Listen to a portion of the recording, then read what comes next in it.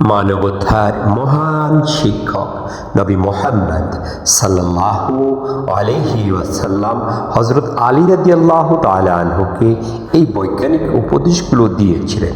ইচ্ছে হলে জেনে নিয়ে আপনিও হতে পারেন হযরত আলীর মতো সুখী ও সৌভাগ্যবান। যেমন হযরত রাসূল করিম সাল্লাল্লাহু আলাইহি ওয়াসাল্লাম বলেন, হে আলী, জালেমের আলামত তিনটি: শক্তি দিয়ে দুর্বলের উপর কর্তৃত্ব করে, লোকের ধন সম্পদ জোর করে ছিনিয়ে নিয়ে যায়, খাদ্যবস্তুতে হালাল হারামের পার্থক্য করে না। হে আলী, অলস ব্যক্তির আলামত তিনটি, আর তা হলো সে আল্লাহর ইবাদতে অলসতা বা গড়িমসি করে।